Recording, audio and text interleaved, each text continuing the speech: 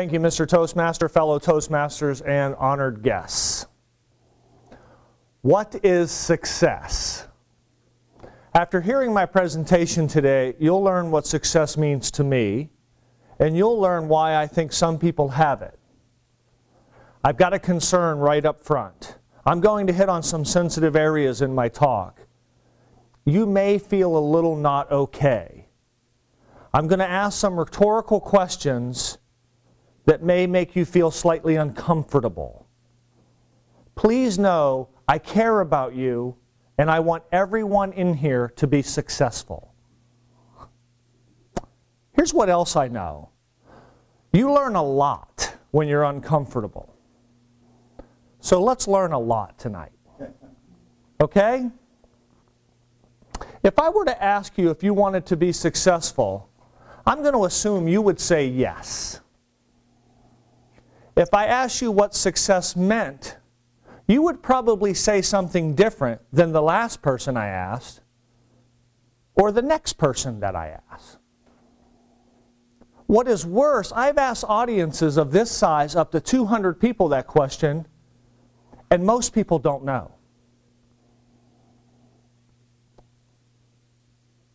Here comes one of those sensitive questions. If you don't know what success is, how do you plan to get there?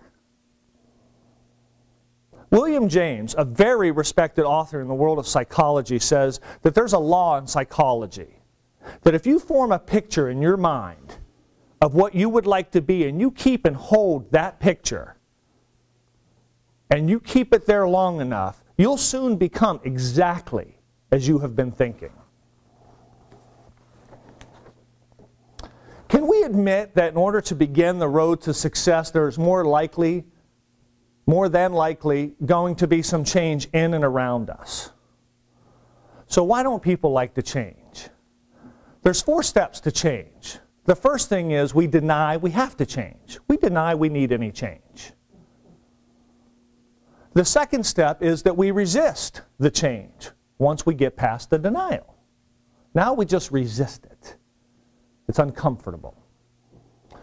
Once we get past resistance, we start to explore change. We think, what if I were to do something different? What if I were to do that? And then the last thing is we finally accept change. And we actually do something about it. So what do you think all of the people that I have interviewed that are successful in their field have in common? The word is balance. I believe the road to success begins with balance. Now, what do I mean by balance? If your life were a tire, and that tire were to be inflated ideally to 25 pounds, and that tire had 5 sections in it, and each section were ideally to be inflated to 5 pounds, those sections would be spiritual, physical, family, social, and professional. Now, if we're all honest, we're probably all riding on some lopsided tires. Some of us have very strong physical areas. I am not one of those folks, just so you know. Some of us have some very strong professional areas. Now that's great, unless you have a weak family or spiritual area. So you say to me, okay, Ralph, I need balance. Now what?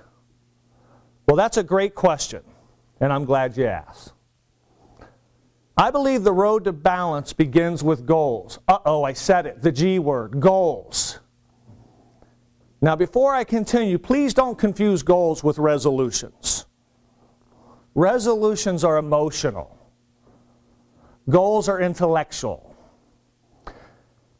If you had to guess, how many people do you think have written SMART goals? If you had to guess percentage, what would you think the number would be for people who have written SMART goals? The answer is 3%. That's right. 97% of professionals do not have written SMART goals. A goal that is not written is merely a wish. Now, when I say SMART, what do I mean by SMART? Well, SMART is an acronym. And if you're going to write a goal, that goal should be specific. We should know exactly what it is you're trying to attain. It should be measurable. I should be able to look at it and see if you're progressing. It should be accountable. I should be able to hold you accountable to that. It should be realistic. You should be able to meet that goal, and it should have a timetable. That goal should have a specific time on when you plan to reach it. Oh yeah, and you should know the why behind the what. Most people who work on goals don't know why they have them. I would advise you to know why you have goals, to get the balance, to be successful. In closing, I want to tell you what Tony Evans, a world-renowned speaker and author, told me one time.